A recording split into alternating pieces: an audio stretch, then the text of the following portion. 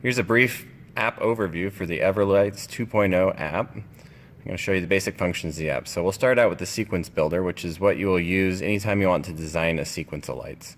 So right off the top, you'll see there's 3 circles at the top, and as you select a color here, it changes the color of the first one. These lights represent the lights on your house. So if we manually turn this on now, we'll see the control box light up. Every third light right now is green. So if we drop this sequence down to 1, now all the lights on the house are repeating that one color. If we do 2, it'll repeat these 2 colors. So now let's do green and pink. Now it's alternating every other light on the house, green and pink. Now you can add as many colors as you want. You can leave blank ones. You can go up to about 250 different colors.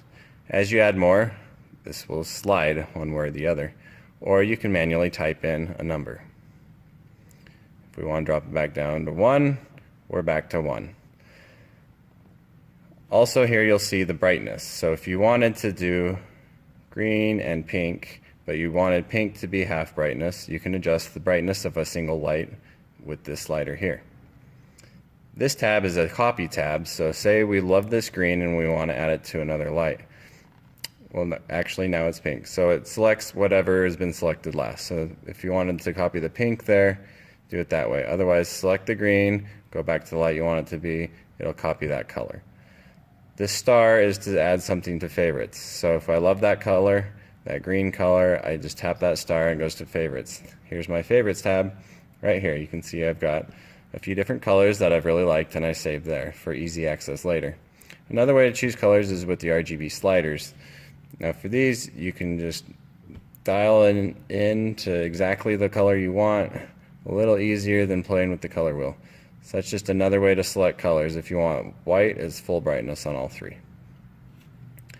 Now after you have the sequence that you love, you can select a pattern on top of it if you want to animate your pattern. Here's the different options we have. And if we select the chase, you then get a new slider here. This adjusts the speed. So this way is faster, this way is slower. And you can get real complicated if you want by stacking patterns. So let's do a chase fade. And again, you can adjust the speed of it. Let's say this is the pattern we want. We save it here, assign it a name. We'll just call it test. Save pattern. Now it's successfully been saved in my control box. That's the sequence builder tab. As we save that test pattern, it'll now be listed in our saved sequences. These are all the custom sequences that I've built. Also in here is holiday sequences. These are the default patterns that come on the control box, one for each of the major holidays through the year. But the ones that we save will be here. You can click on any of them to see what it is and edit it and resave it or save it as a new name. That's how you access your patterns. The cool thing about the patterns is you can put them on a calendar. So let's say that we want to plan ahead for, let's say the 4th of July is coming up. So we click on 4th of July in the calendar, add that plus button in the corner. We want them to start about 9 o'clock. It's about when it starts getting dark in the summertime. And let's say we want it to run for 7 hours. Now click here for select pattern. We'll go to our holiday sequences. And there's Independence Day.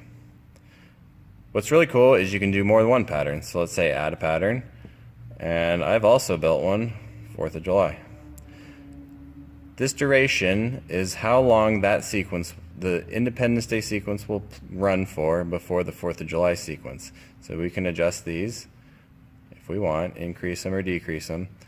This means Independence Day will go for 10 seconds, then 4th for 35 seconds, and they'll just alternate for that 7-hour duration. And we can add another pattern if we want. You can add up to 5 different patterns specifying different durations. Once you have it the way you like it, hit save. You can select zone 1 or zone 2 or both. Let's say I want both zones on. Hit save. Now this will send the information to your control box, and here we have listed the events on the calendar.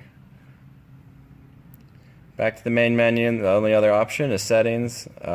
This is where you go through the setup wizard. We have another video for that. This will list some important information if you need any troubleshooting, or you can change the lengths of your zones here. So that's the basic overview of the app.